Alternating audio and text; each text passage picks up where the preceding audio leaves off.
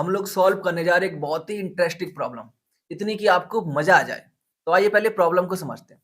देखिए यहाँ पर आपको गिवन है एक रॉड जो कि हॉरिजॉन्टल के साथ एक एंगल थीटा बना रही है और साथ ही इसका जो लोएस्ट पॉइंट है वो ग्राउंड के साथ एच हाइट की डिस्टेंस पर है। अब इसको रेस्ट की पोजीशन से ड्रॉप किया जा रहा है और ये कोलाइड करती है इलास्टिकली किसके साथ? स्मूथ हॉरिजॉन्टल सरफेस के साथ, यानी कि यहाँ पर कोई फ्रिक्शन वगैरह नहीं है। आफ्टर कोलिजन आपकी रॉड रिबाउंड करती है, ठीक है। अब यहाँ पर आपको बताना है एंगुलर वेलोसिटी जिससे कि रॉड आपकी रिबाउंड करेगी, मैक्सिमम हाइट जहां तक आपकी रॉड जाएगी आफ्टर इम्पैक्ट, और सी पार्ट में आपको बताना है इस हाइट एच की वैल्यू जब एक कंडीशन सेटिस्फाई होगी। वो कंडीशन कौन सी है कि आपका जो रॉड है फर्स्ट टाइम हॉरिजॉन्टल होगा और उसी टाइम मैक्सिमम हाइट पर भी होगा। आई होप प्रॉब्लम आपको क्लियर है। तो आइए इसको सॉल्व कैसे करना है समझते हैं। नाउ कोशिश करते हैं सिचुएशन को विजुअलाइज करने की। तो जो आपकी इनिशियल कंडीशन है आप देखिए यहाँ पर जो आपकी रॉड रेस्ट में थी, अब जब इसको ड्रॉप किया जाएगा तो कैसे आएगी? बिल्कुल ऐसे ही नीचे आएगी। यहाँ पर इसका जो एंगुलर ओरिएंटेशन में कोई भी चेंज नहीं होगा और साथ ही जो सारे के सारे पॉइंट्स हैं सबकी वेलोसिटी या स्पीड सेम रहने वाली है, राइट। नाउ तो देखिए यहाँ पर जो सेंटर मास है उसकी स्पीड भी वी नॉट है, इस कॉर्नर की भी वी नॉट है और यहाँ पर भी वी नॉट है। आई होप इतना क्लियर है। नाउ बात करते हैं आफ्टर कोलिजन। तो जस्ट आफ्टर कोलिजन क्या होगा? देखिए ये जो पॉइंट टकराया है, ठीक है, ये रिबाउंड करेगा। नाउ साथ ही सिचुएशन ये रहने वाली है कि यहाँ पर बोला गया था आपका कि इलास्टिक कोलिजन है। तो इलास्टिक कोलिजन में क्या होता है कि जो वेलोसिटी ऑफ अप्रोच होती है वही वेलोसिटी ऑफ सेपरेशन होती है, राइट। तो नाउ यदि ग्राउंड को ये वी नॉट की स्पीड से यहाँ पे टच किया, ठीक है, तो रिबाउंड भी किससे होगा? वी नॉट की स्पीड से। कौन सा पॉइंट? ये वाला पॉइंट, यानी कि आपका ए पॉइंट। यहां तक क्लियर है। अब सेंटर ऑफ मास का वेलोसिटी का क्या? तो जाहिर सी बात है, देखिए जब इसको ये टकराया है तो यहाँ पर एक इंपल्स लगा होगा इसको, तो इंपल्स की वजह से इस पूरी की पूरी रॉड का, ठीक है, जो मोमेंटम है चेंज हो जाएगा। तो यहाँ पर मान लेते हैं जो इसका जो सेंटर ऑफ मास है उसकी स्पीड जो पहले बी नॉट थी अब क्या है? यहाँ पर बी डैश है। अब यहाँ पर आप दो काम कर सकते हो, ठीक है। आप मान सकते हो कि जो बी डैश है, ठीक है, वो पूरी की पूरी नीचे है, या आप मान सकते हो कि पूरी की पूरी ऊपर है। इससे कोई भी फर्क नहीं पड़ेगा, ठीक है। आप उसी के अकॉर्डिंग बहुत सारी इक्वेशंस को बनाओ। यहाँ पर मैंने इस बी डैश को नीचे माना हुआ है, आप ऊपर मान के भी इस प्रॉब्लम को सॉल्व कर सकते हो। बस यहाँ पर जो भी इक्वेशंस आगे आने वाली है यहाँ पर आपका वी डैश की जगह माइनस वी डैश आ जाएगा। इतना क्लियर है? सो नाउ यहाँ तक आपको समझ में आ गया कि यहाँ पर क्या काम कर रहा है? यहाँ पर एक इम्पल्स लग रहा होगा। बात क्लियर है? एंड इम्पल्स पावर क्या होता है आपका? Change in momentum. So now यहाँ पर देखिए आपको यहाँ पर दिख रहा है पहले का मोमेंटम माइनस अभी का मोमेंटम, ठीक है, क्योंकि हमने माना हुआ था ये हमारा आपका है वी नॉट स्टार्टिंग वाला जस्ट बिफोर कोलिजन, उसके बाद आपका हो जा रहा है यहाँ पर वी डैश। तो मैग्नीट्यूड में कितना चेंज होगा वो इतना आपको यहाँ से दिख जाएगा, राइट। सो इसको आप यहाँ पर इक्वेशन नंबर 1 लिख दिया।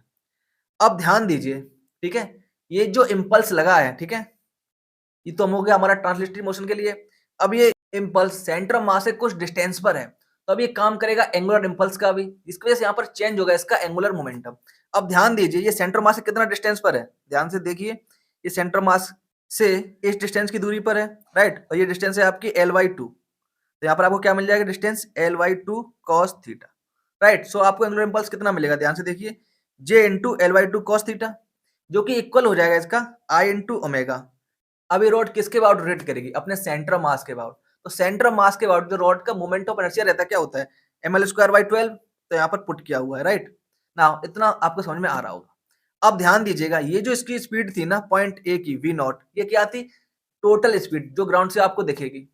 अब ये स्पीड दो स्पीड का मिक्सचर है, एक तो इसकी ट्रांसलेटरी स्पीड और दूसरा इसकी रोटेशन की स्पीड, राइट। तो ध्यान दीजिए, ठीक है, यहाँ पर आप ध्यान दीजिएगा, ये रहा आपका पॉइंट ए, ठीक है। इसको आप दो पार्ट में ब्रेक करेंगे, पहले ट्रांसलेटरी मोशन। अब ध्यान दीजिए जो आपकी रॉड है ना पूरी की पूरी आ रही है वी डैश से नीचे, तो यहाँ पे क्या मिलेगा आपको? देखो वी डैश नीचे आ रही है, ठीक है, और अब ये रोटेट भी कर रही होगी किसके अबाउट? सेंटर मास के अबाउट, राइट। तो मान लेते हैं आपका हो गया सेंटर मास, इस वजह से जा रही होगी ऊपर, राइट। तो ये आपकी रोड है, तो यहाँ पर देखिए आपको एंगल मिलेगा इस तरीके का, ये आपकी हो जाएगी ओमेगा L/2। तो ऊपर वाली वेलोसिटी क्या मिलेगी यहाँ पर? इसका कंपोनेंट कुछ इस तरफ, ये वाला थीटा, ठीक है। तो ओमेगा L/2 ये आपका आता है कॉस थीटा। तो नेट वेलोसिटी क्या हो जाएगी? देखो बी नॉट में इसको माइनस करेंगे, आप इसको प्लस करोगे, राइट। तो B naught is equal to minus B dash plus omega L/2 cos theta. I hope इतना आपको क्लियर है, राइट।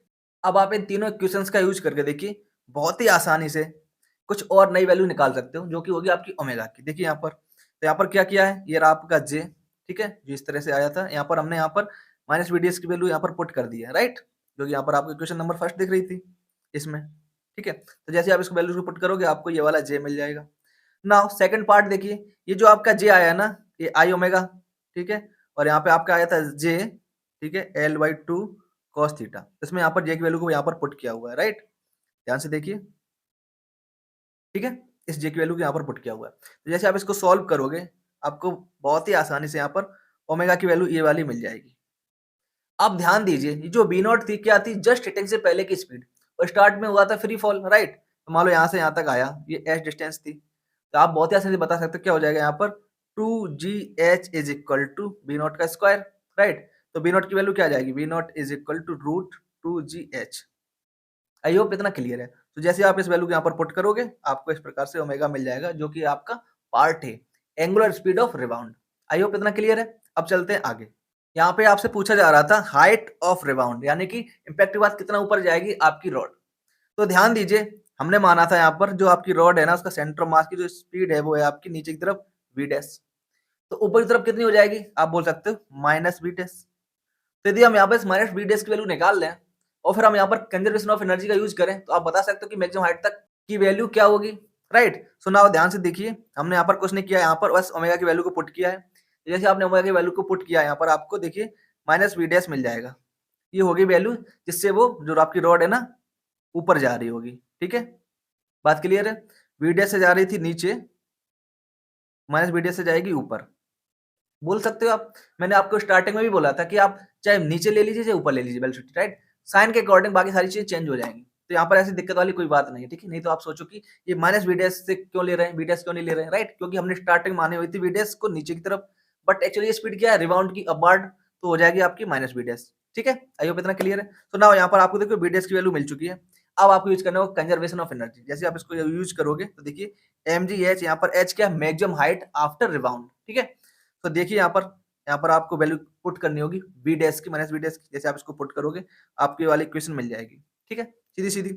ना यहाँ पर देखिए जो b0 अपॉन h, जो b0 स्क्वायर वैल्यू क्या आती है 2gh, थोड़ी देर पहले हमने निकाली थी, राइट। यहाँ पर इसको आप पुट करोगे तो ये आपके किस में कन्वर्ट हो जाएगा, इस h में, ठीक है, स्मॉल h में, और यहाँ पर आपको मैक्सिमम हाइट की वैल्यू कुछ इस प्रकार से मिल जाएगी।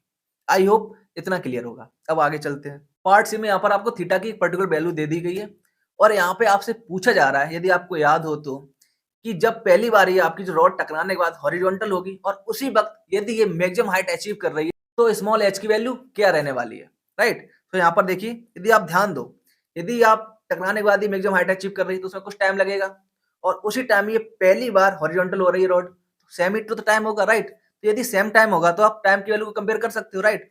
तो देखिए यदि यहाँ पर ये थीटा है 60 डिग्री, राइट, इसको आप हॉरिजॉन्टल करो तो देखो कितना एंगल इसको रोटेट करना पड़ेगा, ये थीटा यानी कि 60 डिग्री, यानी कि आपकी रॉड कितनी रोटेट हुई होगी 60 डिग्री। आप टाइम कैसे निकालोगे, तो इसमें जो टाइम लगेगा जितना रोटेशन का एंगल, यानी कि देखिए π/3 अपॉन ओमेगा, आप पहले ही निकाल चुके हो, राइट। और नाउ अब देखते हैं मैक्सिमम हाइट को अचीव करने में कितना टाइम लगेगा। तो ध्यान दीजिए, जब टकराने के बाद वेलोसिटी उसे अचीव की होगी उसने, वो ऊपर जाते जाते मैक्सिमम हाइट पे क्या हो जाएगी, 0। तो आप देखो लगा सकते हो v is equal to u plus 80, right. यहाँ पर आपकी फाइनल वेलोसिटी हो जाएगी 0। जैसे आप यहाँ पर इस तरह से यूज करोगे आपको मिलेगा t equal to minus B dash upon g. इतनी सी बात क्लियर हो गई। अब आपको इन दोनों टाइम को कंपेयर करा देना है, ठीक है। तो देखिए यहाँ पर ओमेगा की वैल्यू को हमने यहाँ पर पुट किया हुआ है, ठीक है, और यहाँ पर वी डैश की वैल्यू को पुट किया हुआ है। जैसे आप इसको कंपेयर कराओगे, थोड़ा सॉल्व करोगे, थीटा इक्वल टू आपको पुट करना होगा यहाँ पर 60 डिग्री, तो cos थीटा की वैल्यू क्या हो जाएगी यहाँ पर 1/2, राइट। सो नाउ जैसे आप इसको यहाँ पर पुट करोगे आप बहुत ही आसानी से देख पा रहे हो, कैलकुलेशन करने के बाद यहाँ पर आपको स्मॉल h की वैल्यू कुछ इस प्रकार से मिल जाएगी। आई होप इस वीडियो से आपने बहुत कुछ सीखा होगा। तो प्लीज वीडियो को लाइक कीजिए, चैनल को सब्सक्राइब कीजिए और दोस्तों के साथ शेयर करना बिल्कुल ना भूलें। Thank you and have a nice day.